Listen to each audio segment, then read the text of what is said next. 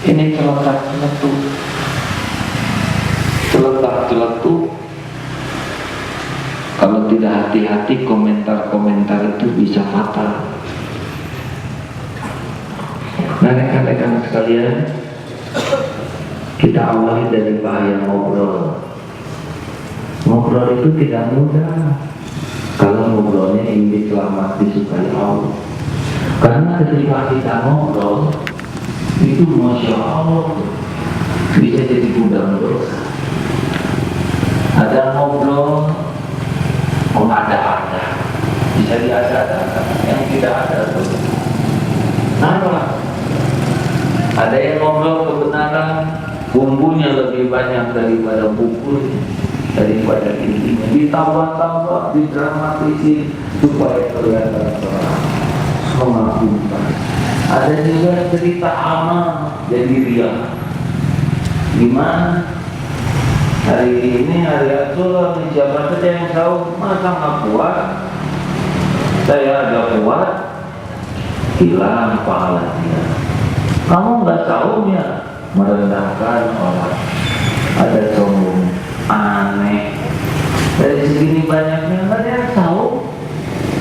Cuma saya sendiri, wujud. Itu dalam 5 menit udah riak, udah wujud, sampai ada yang nyeletuk. Tapi di itu juga saum. Wah, masa dia belum tentu saum makannya. Tapi berapa menit? 1 menit ya.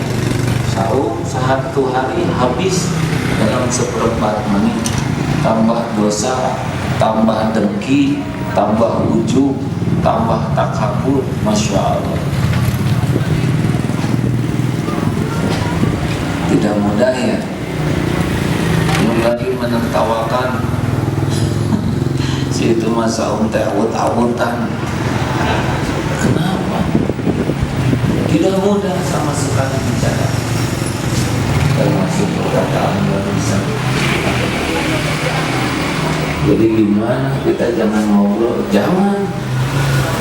Sudah libur ngobrol aja. Ngobrol sia-sia yang jangan. Apa saja kalau ngobrol pamer. Apa saja. Penyakit ngobrol tuh pamer. Pamer ilmu. Kalau perlu pamer bahasa asing, ya. How are you, man? Asik mah, ya. Tapi kita ingin terus. Belum lagi keluar gurau. Gurau itu kalau sudah orang tertawa, terpancing untuk gurau lagi dan nyerempet kepada porno, dosa, nyerempet kepada menghina orang, mentertawakan bentuk badan orang. Waduh, itu ngobrol sudah selesai ngobrol tuh tinggal disambar petir itu. Tidak mudah. Coba kita perhatikan ngobrol yang kita lakukan. Dan mau tahu bagaimana kita menilai ngobrol kita? Diam, perhatikan orang ngobrol, periksa hati kita, mirip tidak? Kita nyaris mirip. Tapi sebelum ngobrol yang harus kita atasi adalah celetak-celetuk, komentar spontan. Kita cenderung mau bunyi saja mulut ini. Datang angkot, angkot sekarang sopirnya nggak berpendidikan. Ada polisi sekarang, tahu nggak, tilang minimal 250.000. Apa perlunya kita ngomong begitu? Mendung, kacau nih, hujan lagi dah, pasti macet Bandung. Lantakan itu sendirian udah ngomong begitu. Apa ini? Nonton TV dikomentari semua. Kalau orang sudah selalu bunyi, apa saja dikomentari, sudah sebaiknya ya kalau dia melamar batalkan sajalah ya. Tidak bahagia. Bahaya komentar-komentar itu. Kalau mau berkomentar, tanya, perlukah saya berkomentar? Apa manfaatnya komentar ini? Apakah Allah ridho dengan komentar saya? Apakah ada orang yang jadi selamat, jadi tambah marifat gara-gara omongan saya? Kalau tidak, cep, diam. Di Bandung sekarang banyak sampah. Diam, sebab kita ikut buang sampah. Kecuali kalau kita manfaat, yakin perkataannya. Kalau hanya celetak-celetuk saja, sudah diam. Setuju? Kalau mau nyeletuk, tanya, perlukah saya nyeletuk? Apakah manfaatnya dari celetukan saya ini? Apakah jadi amal atau jadi dosa? Kalau saya nyeletuk begini, jadi gimana hasilnya? Kalau tidak ada manfaat, diam saja. Enak. Jangan segera dikomentari. Kalau ngobrol sudah tadi ya, banyak diam saja ngobrol. Kecuali yakin obrolan kita manfaat. Kalau tidak, diam. Kemudian mengeluh, hati-hati, hati-hati. Mulut kita didengar oleh Allah. Aduh, kepala saya pusing, serasa mau pecah. Benar gitu? Sudah pernah nyoba kepala pecah? Allah mendengar loh keluhan kita. Badan saya ini serasa remuk, betul kan? Atau didramatisir? Bagaimana kalau saat itu saat mustajab?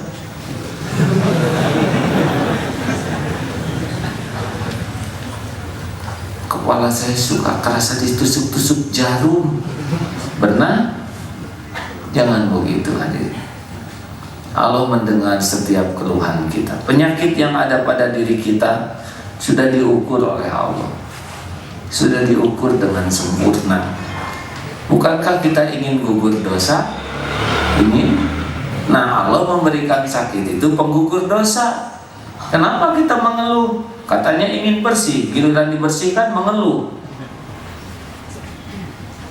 Tapi tidak, sakit betulan.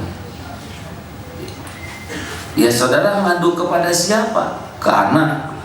Anak, sakit kaki ibu. Aduh gimana bu, saya nggak ngerti. Nggak ada gunanya ngadu ke anak. Anak tidak mengerti karena anak bukan dokter.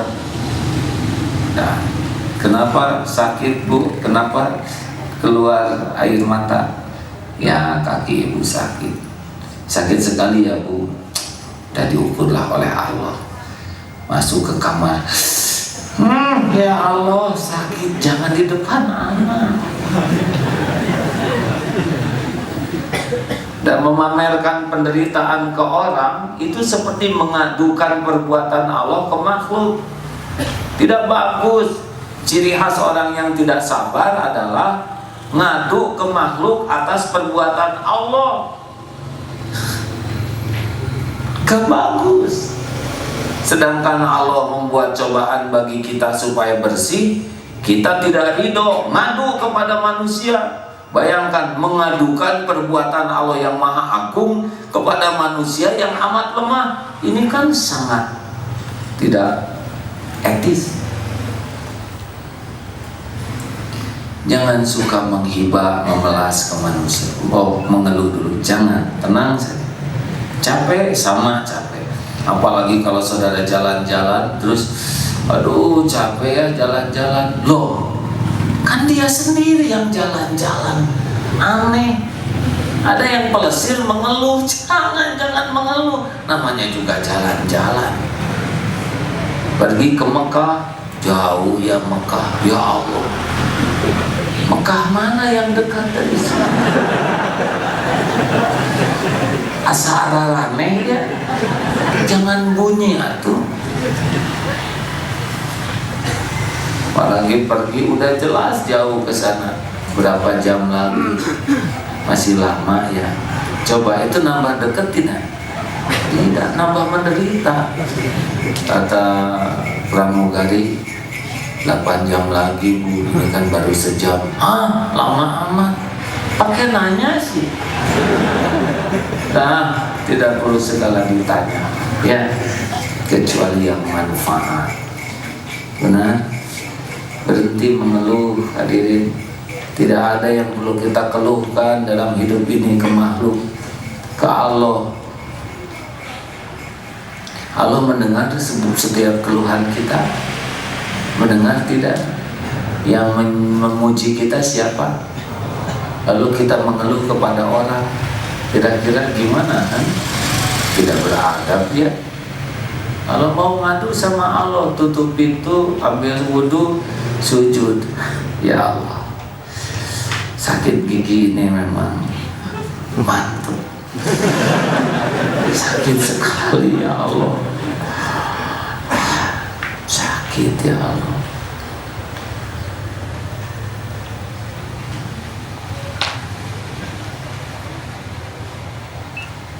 Kalau ke dokter bagaimana? Bicara sakit boleh? Boleh.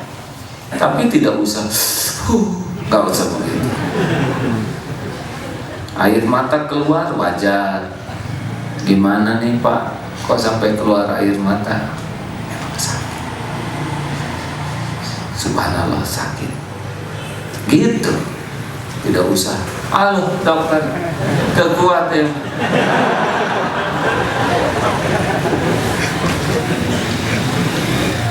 Sambil bicara begini, saya juga sambil mikir, saya pernah melakukan hal yang sama tidak ya? Saya khawatir ini, mudah-mudahan Allah tidak mengujinya.